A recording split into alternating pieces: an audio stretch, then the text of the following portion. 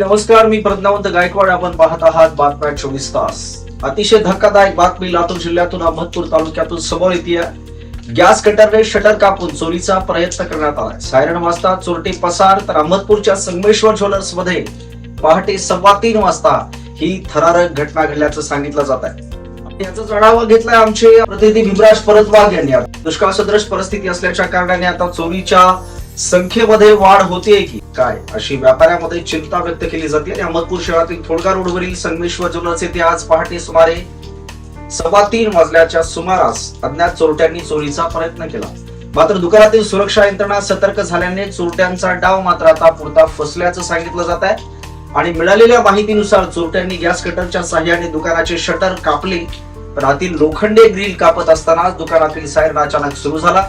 त्यामुळे घाबरलेल्या चोरट्यांनी घटनास्थळावरून तातडीने पळ काढल्याची प्राथमिक माहिती देखील समोर येते.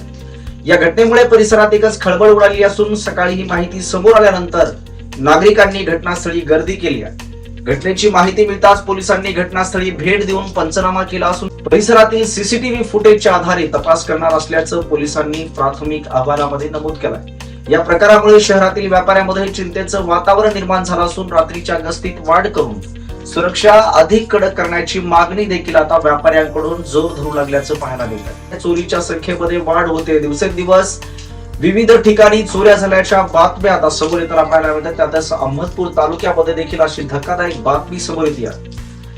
अधिकचा तपास जे आहे ते पोलीस स्टेशन अहमदपूरच्या माध्यमातून करण्यात होतं. या संदर्भातली अपडेट्स आपण जाणून घेतली बातम्या 24 तासच्या माध्यमातून. प्रज्ञावंत गायकवाड, बातम्या 24 तास.